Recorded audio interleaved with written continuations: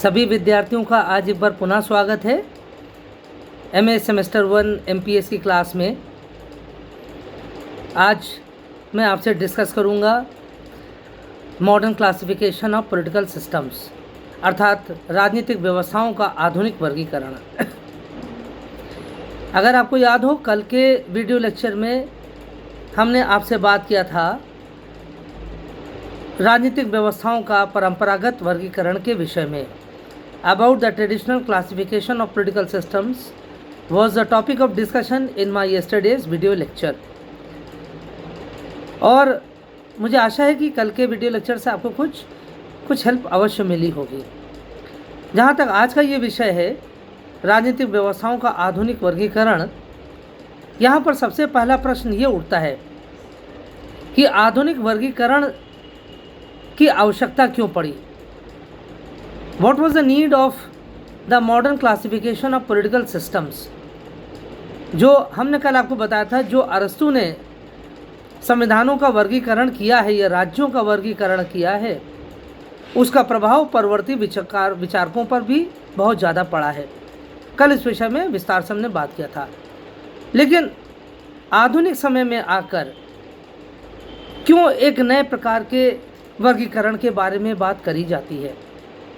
अब देखिए, इसमें कुछ कारण बताए गए हैं। क्या इसका कारण है आधुनिक वर्गीकरण का? यहाँ पर सबसे पहले बात ध्यान रखने की ये है कि देखिए, 1945 के बाद जब संयुक्त राष्ट्र की स्थापना हुई और उसके पश्चात जिस प्रकार से संयुक्त राष्ट्र के तत्वाधान में जो एक उपनिवेशीकरण का एक लंबा दौर चला, the process of decolonisation that was set in as a result of the establishment of the United Nations, that paved the way for a new type of thinking about the political systems। तो जो संयुक्त राष्ट्र का जो आविर्भाव हुआ या उसकी उत्पत्ति हुई, स्थापना हुई, उससे एक नई सोच का आविष्कार हुआ। और नई सोच ये क्या थी? वो ये थी कि अभी तक जितना भी राज्यों के बारे में या राजनीतिक व्यवस्थाओं के बारे में बात करी जाती थी, वो सारी वार्ता एक प्रकार से देखा जाए तो पश्चिमी जगत के संदर्भ में होती थी। Everything was said in perspective of the western political states और द नॉर्थ अमेरिकन स्टेट्स। या तो उत्तरी अमेरिकी राज्यों के संदर्भ में बात होती थी या पश्चिम यूरोप के राज्यों के संदर्भ में बात होती थी। आप देख लीजिए, जितना भी हमारा राजनीतिक दर्शन का इतिहास है, अधिकांश वो यूरोपीय और अमेरिकी राजनीतिक विचारकों से जुड़ा हुआ है।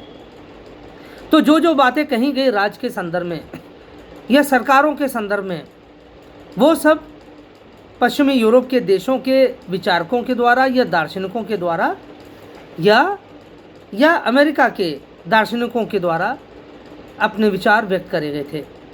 So that was the reason that why a new thinking began.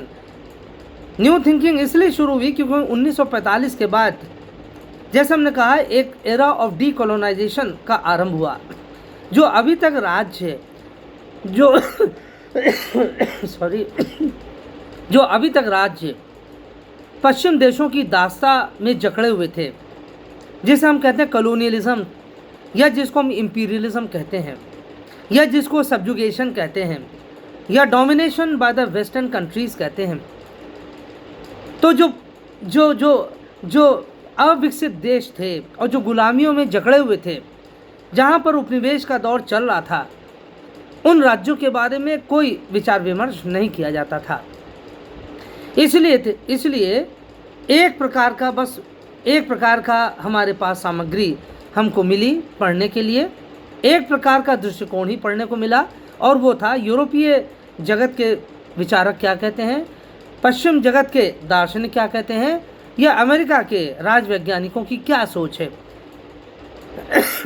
केवल इसी संदर्भ में बात होती थी।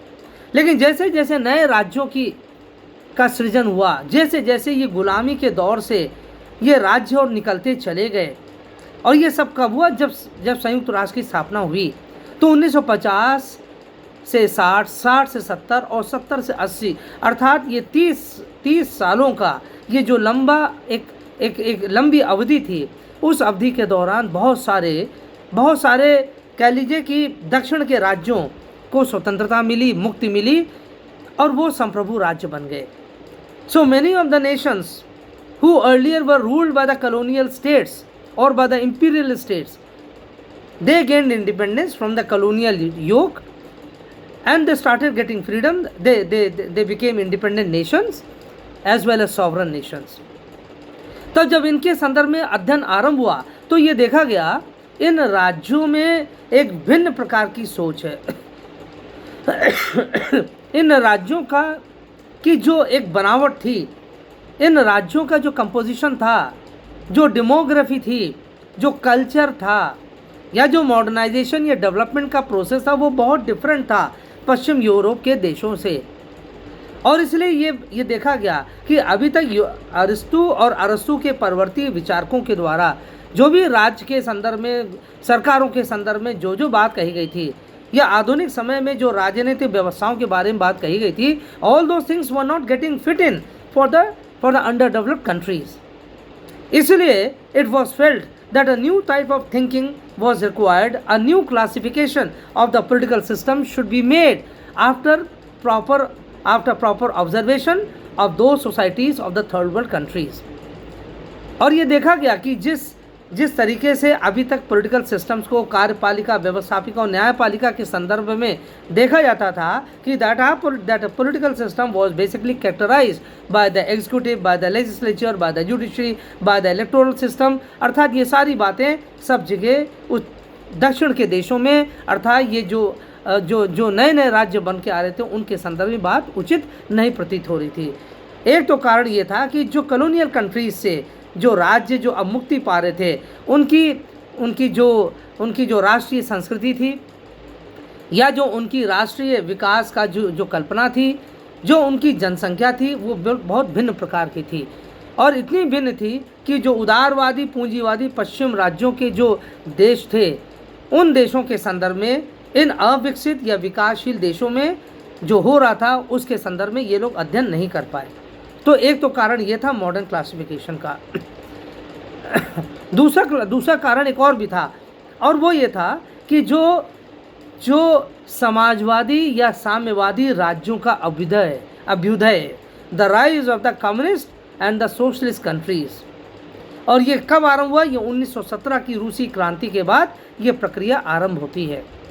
रूस सबसे पहला साम्यवादी देश था जिसके आप कह लें जिसकी उत्पत्ति हुई साम्यवादी देश के रूप में। और उसके बाद इस साम्यवाद का कई देशों में प्रसार और प्रचार हुआ। और जो पूर्वी यूरोप के देश थे जैसे रोमानिया, बल्गेरिया, चेकोस्लोवाकिया, हंगरी, ये सारे जो देश थे, पोलैंड, ये और भी बहुत सारे ऐसे देश थे जहाँ साम्यवाद आया या साम्यवादी प्रकार की एक व्यवस्था यानी समाजवादी व्यवस्था की स्थापना हुई। और साथ साथ कई अन्य देशों में, कई अन्य महाद्वीपों में, जैसे हम लैटिन अमेरिका के बारे में बात करते हैं, वहाँ पर भी कई देशों में साम्यवादी प्रभाव पड़ा। तो जो जहाँ साम्यवादी व्यवस्थाएं आईं या समाजवादी व्यवस्थाएं आईं, वहाँ पर उन्होंने पश्चिम यूरोप के या अमेरिका के जो राजनीतिक व्यवस्था के प्रतिमान होते थे उनको स्वीकार करने से मना कर दिया। They refused to agree to the Western notions of political systems or the Western understanding of the state and government or the constitution. Therefore, a need was felt to devise a classification of political systems which could be universally applied to all countries, whether they were the countries of the first world, the second world or the third world. इसलिए एक ऐसा सार्वभौमिक वर्गीकरण की, राज्यों की या राजनीतिक व्यवस्थाओं के वर्गीकरण की व्याख्या की आवश्यकता का अनुभूति की गई। तो ये एक मूल कारण थे, ये दो मूल कारण थे जिसके कारण ये आधुनिक राजनीतिक व्यवस्थाओं के वर्गीकरण की बात कही जाती है। अच्छा, अब देखिए दो शब्द हैं यहाँ पर, एक तो आधुनिक राज्यों का वर्गीकरण और दूसरा है समकालीन राजनीतिक व्यवस्थाओं का वर्गीकरण। दीज आर टू वर्ड्स और two terms, not words but two terms. एक तो कहते हैं जिसको यानी राजनीतिक व्यवस्थाओं का आधुनिक वर्गीकरण, modern classification of political systems, राजनीतिक व्यवस्थाओं का आधुनिक वर्गीकरण, और दूसरा क्या है, राजनीतिक व्यवस्थाओं का समकालीन वर्गीकरण, the contemporary classification of modern political systems. दोनों में अंतर है। देखिए, जब हम कहते हैं मॉडर्न पॉलिटिकल सिस्टम्स, तो इसका तात्पर्य है कि हम मूल रूप से हम पश्चिमी जगत के बारे में बात कर रहे हैं। We are talking about the classification of political systems as are found in the west European countries और इन द अमेरिकन कॉन्टिनेंट। मूल रूप से यही होता है आधुनिक राजनीतिक व्यवस्थाओं का वर्गीकरण, अर्थात जहाँ जहाँ पश्चिम यूरोप में या अमेरिका में जिस प्रकार के राजनीतिक व्यवस्था पाई जाती है, वो आधुनिक राजनीतिक व्यवस्था के संदर्भ में कही जाती है। वो समकालीन नहीं मानी जाएगी। समकालीन वो होता है, कंटेम्प्रेरी वो होता है जो आज के समय में हम देख रहे हैं। तो जब हम कंटेम्प्रेरी कहते हैं, basically it refers to the time period of the post second world war period.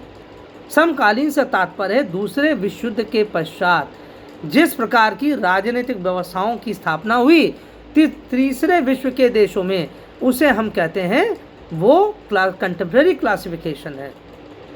So modern और कंटेम्प्रेरी में अंतर है। आधुनिक और समकालीन राज्यों के या राजनीतिक व्यवस्थाओं के वर्गीकरण में अंतर है। देखिए, तो जब हम बात करते हैं मॉडर्न क्लासिफिकेशन, तो मॉडर्न क्लासिफिकेशन से तात्पर्य है यानी जो इंग्लैंड में जैसी राजनीतिक व्यवस्था है, फ्रांस में, जर्मनी में, हॉलैंड में, नीदरलैंड्स में जिस प्रकार की राजनीतिक व्यवस्था लंबे समय 100 साल से चल रही है, उसे हम कहेंगे modern political system, modern political classification. लेकिन कंटेम्प्रेरी में हम बात करेंगे अर्थात उन विचारकों के बारे में, उन दार्शनिकों के बारे में जिन्होंने राजनीतिक व्यवस्थाओं का विश्लेषण किया है तीसरी दुनिया के राज्यों के संदर्भ में। And there are many scholars of that kind. जैसे फॉर एग्जाम्पल, कल ही हमने बताया था, आपको हिंट दिया था, जैसे एक मैरियट है, the mechanism of the modern state, ये उनकी पुस्तक है। मैरियट नाम है, MARRIOTT, मैरियट की पुस्तक का नाम है the mechanism of the modern state. और इस पुस्तक में मैरियट ने जिस प्रकार का वर्गीकरण प्रस्तुत किया है, राजनीतिक व्यवस्थाओं का जो वर्गीकरण प्रस्तुत किया है, वो वर्गीकरण सब कुछ ध्यान में रखकर किया गया है। बेसिकली या मूल रूप से जो तीसरी दुनिया के देश हैं, उनकी आवश्यकताओं को ध्यान में रखते हुए ही राजनीतिक व्यवस्थाओं का वर्गीकरण किया गया है। दूसरा जो वर्गीकरण किया गया है, जो महत्वपूर्ण एक विचारक है, वो है लीकॉक। लीकॉक ने भी अपना एक वर्गीकरण प्रस्तुत किया है, क्लासिफिकेशन प्रस्तुत किया है, जो आज के संदर्भ में भी उपयुक्त है, लेकिन वो उतना ज़्यादा रेलिवेंट नहीं है, because it caters more to the political systems of the modern period. जैसे वो बोलते हैं कि दो प्रकार की व्यवस्थाएं मूल रूप से होती हैं, और वो कहता है एक तो मोनार्की और दूसरा डेमोक्रेसी।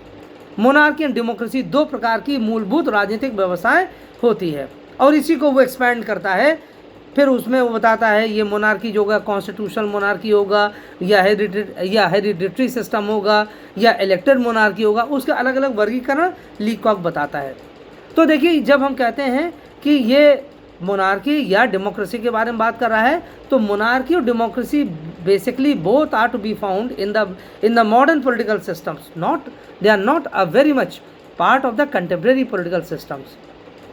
तो लीकॉक का जो क्लासिफिकेशन है, वो आधुनिक राजनीतिक व्यवस्थाओं का विश्लेषण के ज़्यादा वो समीप दिखता है, और आधुनिक से तात्पर्य है जो पश्चिम यूरोप के जो देश हैं, उनकी राजनीतिक व्यवस्थाओं के अधिक समीप दिखता है। लेकिन जब हम कहते हैं समकालीन लेकिन जब अभी मॉडर्न जो क्लासिफिकेशन है, उसमें बर्जेस का भी नाम आ जाएगा, उसमें जेलिनेक का भी नाम आ जाएगा। तो कुछ ऐसे विचारक हैं जिनका classification which is more inclined towards the political systems of the western states, पश्चिमी देशों के राजनीतिक व्यवस्थाओं के विश्लेषण के समीप ऐसे विचारकों का विश्लेषण दिखता है। जैसे जेलिनेक हमने बताया, लीकॉक हैं, बर्गस हैं। लेकिन कुछ ऐसे विचारक हैं जिनको हम समकालीन राजनीतिक व्यवस्थाओं के संदर्भ में हम देखते हैं। जैसे अगर हम यहाँ कह लें कि वो है, जैसे नाम हम ले लें एडवर्ड शिल्स। एडवर्ड शिल्स की बहुत इम्पॉर्टेंट क्लासिफिकेशन है और वो कहता है जैसे कहता है, हाँ, उनकी पुस्तक है modernisation in the new states. उनकी पुस्तक का नाम है एडवर्ड शिल्स का modernisation in the new states. अब देखिए नाम ही बता रहा है, बहुत कैची नाम है, बहुत बहुत आकर्षण वाला ये नाम है, modernisation in the new states, अर्थात नए राज्यों में आधुनिकीकरण। और हमने पहले भी आपको बताया होगा कि Edward Shils basically is a proponent, he is an exponent of the theory of modernisation. वो आधुनिक जिसे हम कह लें थ्योरी ऑफ मॉडर्नाइजेशन अर्थात आधुनिकीकरण के सिद्धांत के वो जनक हैं या मुख्य प्रतिपादक हैं। He is a spokesperson of the theory of modernisation, political modernisation, राजनीतिक आधुनिकीकरण के वो मूल विचारक के रूप में जाने जाते हैं। अच्छा, अब देखिए एडवर्ड शिल्स ने जो अपना क्लासिफिकेशन प्रस्तुत किया of the new states, modernisation in the new state, जब वो कहते हैं तो न्यू स्टेट्स कौन से हैं? हमने जैसे बताया ये नए राज्य या न्यू स्टेट्स वो हैं जो 1945 के बाद उपनिवेशवाद की दास्ता से मुक्त हुए हैं, जो साम्राज्यवाद के ये गुलामी से जो मुक्त हुए नए राज्य हैं। और ऐसे अफ्रीकाई राज्य हैं, अफ्रीकन स्टेट्स हैं, कुछ लैटिन अमेरिकन स्टेट्स हैं और अधिकांश साउथ एशियन स्टेट्स हैं और कुछ साउथ ईस्ट एशियन स्टेट्स हैं। तो बहुत बड़ा भाग है दुनिया का जो न्यू स्टेट्स कहलाया, अर्थात जो 1945 के बाद जैसे जैसे वो गुलामी से मुक्त होते गए उनको न्यू स्टेट्स या इमर्जिंग स्टेट्स का नाम दिया गया।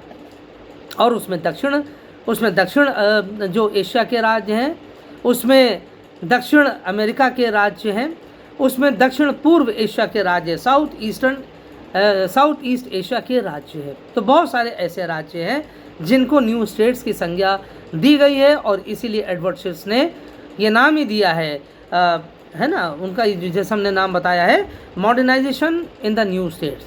अब देखिए यहाँ पर उन्होंने जो क्लासिफिकेशन प्रस्तुत किया है, किस प्रकार की राजनीतिक व्यवस्थाएं होनी चाहिए तीसरी दुनिया के देशों में, उसका उन्होंने आकलन किया है और 5 प्रकार की राजनीतिक व्यवस्थाएं बताई है।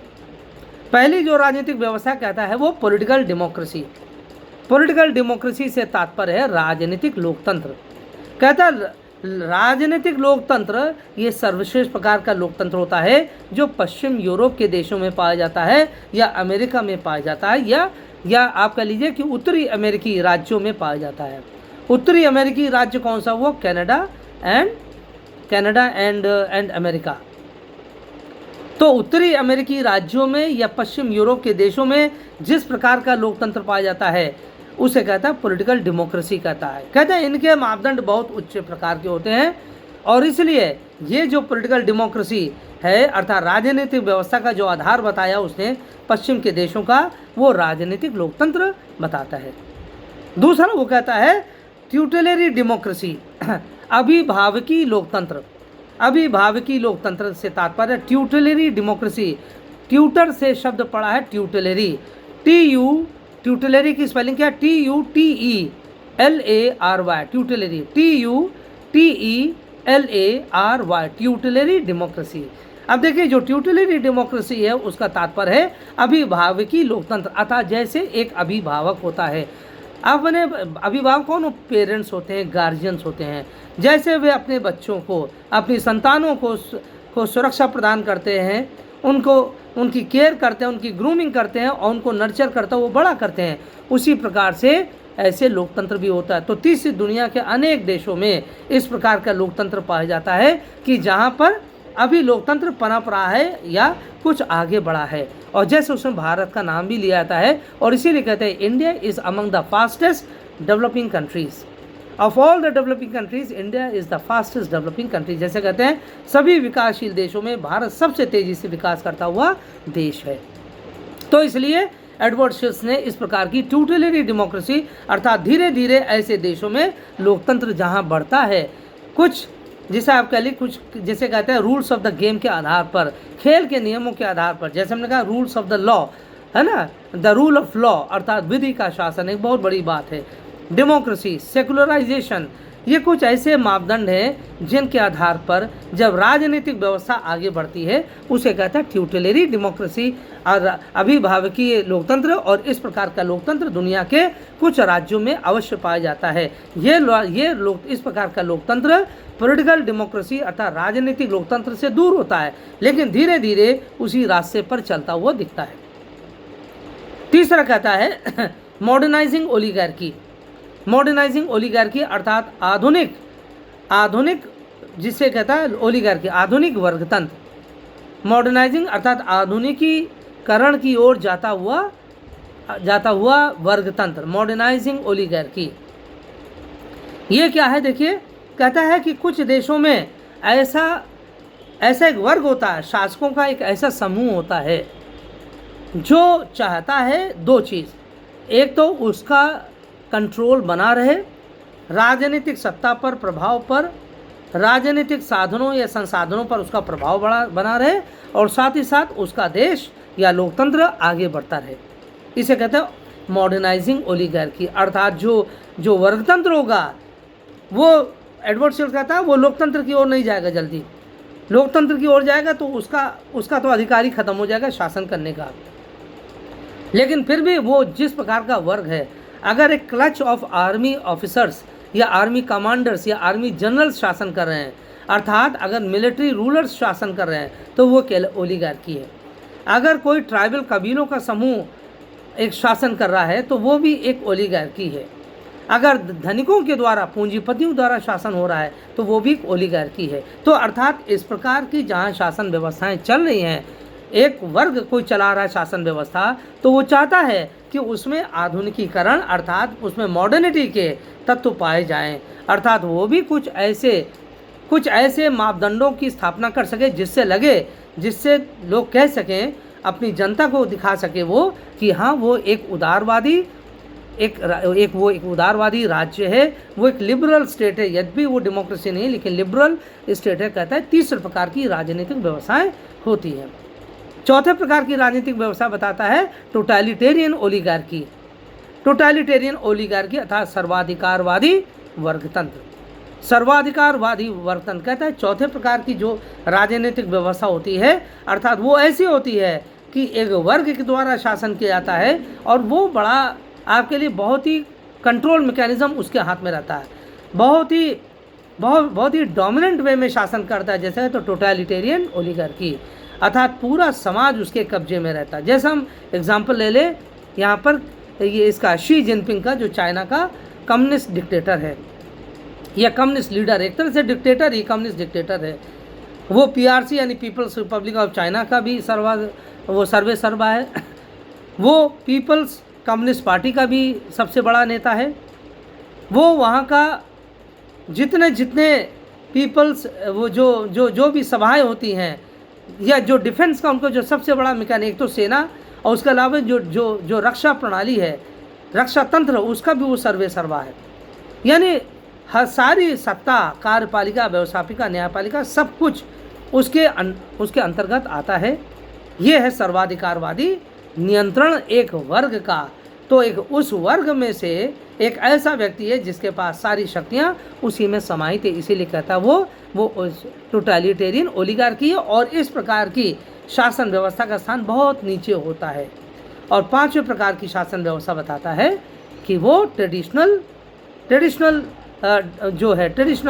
पॉलिटिकल सिस्टम अर्थात पारंपरिक राजनीतिक व्यवस्था। और पारंपरिक राजनीतिक व्यवस्था से तात्पर्य है अर्थात जहाँ आजकल राजनीतिक व्यवस्थाएं उसी पुरानी आदिम अवस्था के आधार पर चलाई जा रही हैं, उसे कहते हैं traditional political systems. Wherever political systems are being carried on the basis of the primitive form of governance.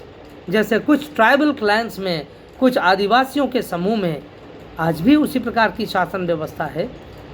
Andaman Nicobar अगर आइलैंड देख लें तो जहाँ की आंतरिक जो शासन व्यवस्था है जिन कबीलों में, तो आप देख लीजिए वो सब they are very much away from the civil life, from the social life of the nation. तो कुछ ऐसे देश हैं कि जहाँ तो हमने कबीले का उदाहरण दिया हमारे देश में जो आदिवासी समूह, लेकिन यहाँ तो पूरे राष्ट्र इस प्रकार के हैं जो एक बिल्कुल भिन्न प्रकार की व्यवस्था का वो को वो चला रहे हैं। इसी तरह से जैसे इथियोपिया हुआ, सीरिया हुआ, नाइजीरिया हुआ, वहाँ पर एक अलग प्रकार की शासन व्यवस्था है। वहाँ पर तो जिसे हम कहते हैं सेक्टेरियन वॉर चल रहा है, बराबर आपस में छद्म युद्ध चल रहा है और कोई सरकार नाम की चीज़ नहीं है। The government is by guns, it is not by you can say it is not by consent, it is not by consensus, rather it is something by force, by guns, है ना। तो इस तरह से बहुत सारे ऐसे देश हैं आज भी जो अफ्रीकन स्टेट्स हैं, अफ्रीकाई राज्यों में, अनेक अफ्रीकाई देशों में ऐसी व्यवस्थाएं हैं जहां पर शक्ति या ताकत के बल पर राजनीतिक व्यवस्था चल रही है और ऐसी व्यवस्थाएं अस्थिर होती हैं और जहां पर उनका कोई लॉजिकल आधार नहीं है, बस केवल शक्ति के आधार पर शासन व्यवस्था करी जा रही है। तो इस प्रकार से एडवर्ड शिल्स ने ये एक महत्वपूर्ण ये वर्गीकरण प्रस्तुत किया है। और इसमें देखिए ये जो वर्गीकरण किया है इसमें सब कुछ उसमें समाहित कर दिया है। इसमें पश्चिम यूरोप के या पाश्चात्य जगत के भी राजनीतिक व्यवस्था के बारे में बता रहा है, पॉलिटिकल डेमोक्रेसी के बारे में भी, और जो बाद में जो बाद के राज्यों में, न्यू स्टेट्स में जो जिस प्रकार की प्रवृत्ति आई है या देखी गई उसके बारे में भी वो बात कर रहा है। इसी तरह से अगर हम देख लें, गैब्रियल आमंड ने भी अपनी राजनीतिक व्यवस्था संस्कृति के आधार पर राजनीतिक व्यवस्थाओं का वर्गीकरण किया है। Based on the political culture he has given a fourfold classification of political systems. उसने भी 4 प्रकार की राजनीतिक व्यवस्थाओं का वर्गीकरण किया है या प्रस्तुत किया है राजनीतिक संस्कृति के आधार पर। On the basis of political culture he suggest that there are 4 kind of political systems. पहला बताता है एंग्लो अमेरिकन पॉलिटिकल सिस्टम, दूसरा बताता है यूरोपियन कॉन्टिनेंटल पॉलिटिकल सिस्टम। पहला क्या है? एंग्लो अमेरिकन पॉलिटिकल सिस्टम अर्थात आंग्ल अमेरिकी राजनीतिक व्यवस्था। आंग्ल अमेरिकी राजनीतिक व्यवस्था पहले प्रकार की है।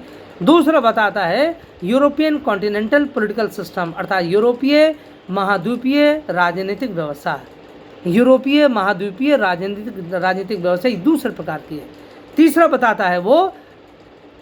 बताता है पार्शियली इंडस्ट्रियलाइज्ड और pre industrialised political system. Partially industrialised और प्री इंडस्ट्रियलाइज्ड पॉलिटिकल सिस्टम अर्थात जहाँ पर आंशिक रूप से जहाँ पर आंशिक रूप से राजनीतिक, पार्शियली इंडस्ट्रियलाइज्ड अर्थात जहाँ पर हिंदी में क्या कहेंगे, पार्शियली और प्री इंडस्ट्रियलाइज्ड पॉलिटिकल सिस्टम अर्थात जहाँ पर पूर्व औद्योगिक व्यवस्था वाली राजनीतिक व्यवस्था होगी उसे कहता है पार्शियली और प्री इंडस्ट्रियलाइज्ड पॉलिटिकल सिस्टम। जहाँ पर पूर्ण रूप से राजनीतिक व्यवस्था, औद्योगिक राजनीतिक व्यवस्था तो नहीं है लेकिन पार्शियली है, आंशिक रूप से है, उसे कहता है पार्शियली और प्री इंडस्ट्रियलाइज्ड पॉलिटिकल सिस्टम। और चौथा कहता है टोटलिटेरियन पॉलिटिकल सिस्टम अर्थात सर्वाधिकारवादी राजनीतिक व्यवस्थाएं। ये क्लासिफिकेशन दिया गया है गैब्रियल आमंड के द्वारा। कंपैरेटिव पॉलिटिकल सिस्टम्स जो उसकी पुस्तक है comparative political systems, it is a book by Amand and in this book he has presented a fourfold classification of political systems based on the political culture। तो अर्थात ये 4 चीज़ों को हमें ध्यान रखना होगा। इसको आप अपनी पुस्तकों से पढ़ भी सकते हैं, बस हमने आपको यहाँ पर हिंट दे दिया। इसी तरह से जीन ब्लॉन्डल ने भी इस तरह से आमंड ने एक और आधार प्रस्तुत किया है। वो कहता है राजनीतिक, एक तो पॉलिटिकल कल्चर के आधार पर 4 उसने प्रकार की राजनीतिक व्यवस्थाएं बताई हैं और एक और बताता है राजनीतिक व्यवस्था 3 प्रकार से और भी हम देख सकते हैं, primitive, traditional and modern political system. Primitive, modern and primitive, traditional and modern political systems अर्थात आदिम राजनीतिक व्यवस्था, पारंपरिक राजनीतिक व्यवस्था और आधुनिक राजनीतिक व्यवस्था। ये 3 प्रकार से कहता है। हम और भी देख सकते हैं राजनीतिक व्यवस्था को डिफाइन करना चाहें, क्लासिफाई करना चाहें, ये 3 अन्य प्रकार से हम और देख सकते हैं। तो इसको भी आप अपने पुस्तकों से विस्तार में पढ़ सकते हैं। क्योंकि इतना वीडियो लेक्चर में अगर बनाएंगे तो बहुत लंबा हो जाएगा और इसको अपलोड करना बहुत दिक्कत का विषय हो जाएगा। इसी तरह से जीन ब्लॉन्डल ने भी अपना वर्गीकरण प्रस्तुत किया है। जीन ब्लॉन्डल ने भी कहा है कि 3 प्रकार से हम राजनीतिक व्यवस्थाओं का हम वर्गीकरण कर सकते हैं। पहला तो बताता है आधार क्या है, नेचर ऑफ पॉलिटिकल सिस्टम।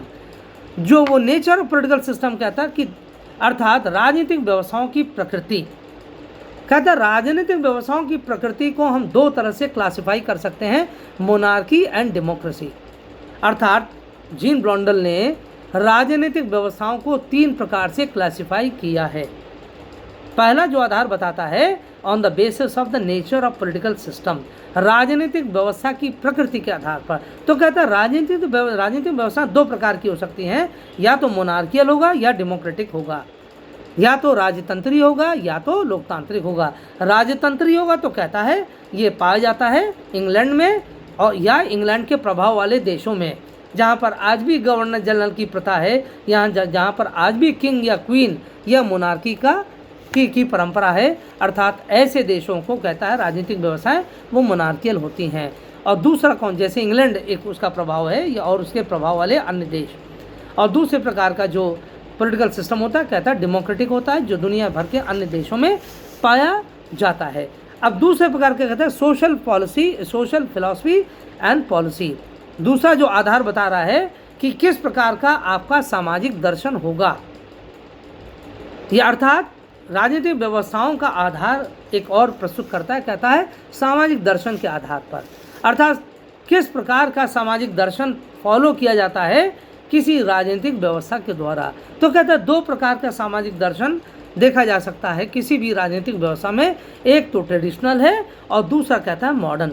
एक ट्रेडिशनल फिलॉसफी होती है और दूसरा मॉडर्न फिलॉसफी होती है। ट्रेडिशनल फिलॉसफी वो होती है कि अर्थात जहाँ पर आप अपने कस्टम्स को, कन्वेंशंस को या अपने देश की परंपराओं को, रीति रिवाजों को, यूसेजेस को, प्रैक्टिसेस को आप बहुत ज़्यादा महत्व देते हैं। जहाँ पर आप ये नहीं मानते हैं कि सब कुछ संविधान के द्वारा ही हो सकता है, जहाँ पर आप अपने देश की where you repose faith in the ancient wisdom of the nation, in the contribution of the scholars of those nations. तो अर्थात कहता है ये ट्रेडिशनल ये आउटलुक है, ये ट्रेडिशनल सोशल फिलॉसफी। और दूसरी सोशल फिलॉसफी क्या है, मॉडर्न सोशल फिलॉसफी। अर्थात जो तीसरी दुनिया के देशों में पाई जाती है, जहाँ पर ये माना जाता है कि उनका फ्रीडम मूवमेंट जो रहा है, ऐसे देशों में जो साम्राज्यवाद से, ये उपनिवेशवाद से जो राज्य मुक्त हुए हैं, उनका मानना है कि उनके देशों की राजनीतिक व्यवस्था का संचालन होता है उनका देश की स्वतंत्रता जो आंदोलन रहा, जैसे इंडिया में इंडियन नेशनल मूवमेंट जो हमारा राष्ट्रीय स्वाधीनता आंदोलन रहा है, उससे हमारे देश की संवैधानिक तथा राजनीतिक व्यवस्थाओं का निरूपण होता है या डिटरमिन्ड होती हैं। तो कहता है ये मॉडर्न सोशल फिलॉसफी है जिसको ध्यान में रखना होगा। और तीसरा वो बताता है ब्लॉन्डल, अर्थात वो कि राजनीतिक व्यवस्थाओं को राजनीतिक विचारधारा के आधार पर भी क्लासिफाई किया जा सकता है। राजनीतिक व्यवस्थाओं को राजनीतिक विचारधारा के आधार पर भी वर्गीकृत किया जा सकता है। और कहता है दो इस प्रकार की राजनीतिक व्यवस्थाएं होती हैं, कहता है एक तो लिबरल और दूसरा कहता है टोटलिटेरियन। लिबरल और टोटलिटेरियन, अर्थात लिबरल का मतलब है उदारवादी और दूसरा है सर्वाधिकारवादी। तो राजनीतिक व्यवस्था जहाँ पर सर्वाधिकारवाद के आधार पर चलती, जैसे हमने बताया चाइना है, नॉर्थ कोरिया है, या वेनेजुएला है जो लैटिन अमेरिका का एक देश है, या जो अफ्रीकाई देश हैं जैसे सीरिया, लीबिया है ना, Nigeria, Ethiopia, Kenya, Uganda, Tanzania, ये ऐसे अफ्रीकी देश हैं जहाँ पर कोई एक सिस्टम ऑफ गवर्नमेंट आसानी से देखा नहीं जा सकता। भले ही सरकार है, वहाँ पर भी कोई ना कोई व्यवस्था है, लेकिन अधिकांश वहाँ पर डोमिनेंट ग्रुप्स हावी हैं। Political system in its true form does not exist और cannot be found to be existing.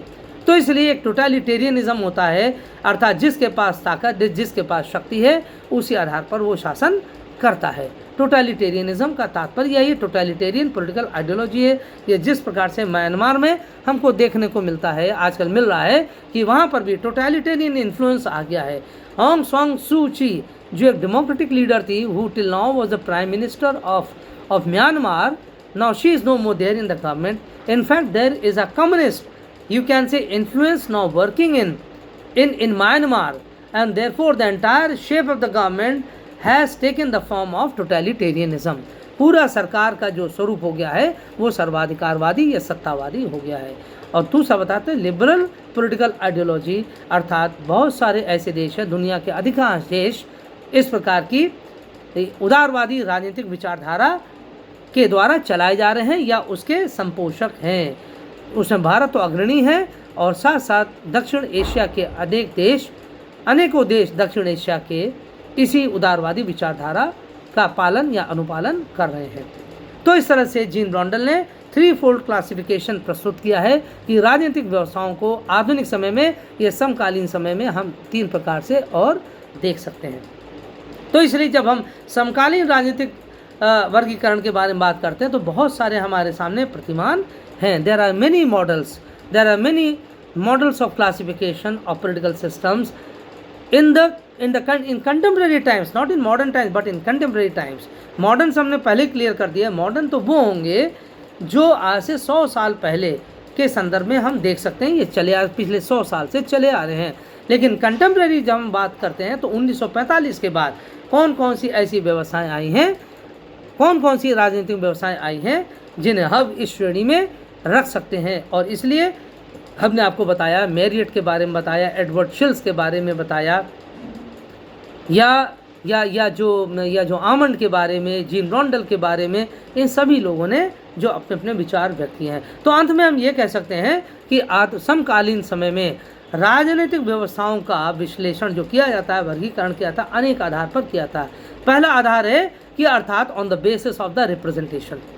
पहला आधार है समकालीन जो राजनीतिक व्यवस्थाओं का वर्गीकरण किया है, पहला जो है वो प्रतिनिधित्व प्रणाली के आधार पर, on the basis of the representation, system of representation. इसका तात्पर्य डायरेक्ट रिप्रेजेंटेशन है या इनडायरेक्ट रिप्रेजेंटेशन है।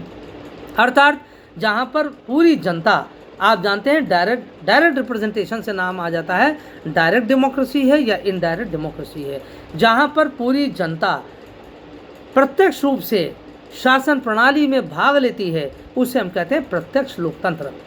और ये कैसे आ रहा है? ये सिस्टम ऑफ रिप्रेजेंटेशन के द्वारा है। जिस प्रकार की प्रतिनिधित्व प्रणाली होगी हमारे देश में, उसी प्रकार की शासन व्यवस्था होगी। तो अर्थात अगर प्रत्यक्ष प्रतिनिधित्व प्रणाली है जहाँ पर पूरी जनता शासन के कार्यों में डायरेक्टली पार्टिसिपेट कर रही है, प्रत्यक्ष रूप से पार्टिसिपेट कर रही है, हम कहेंगे वहाँ पर डायरेक्ट डेमोक्रेसी है।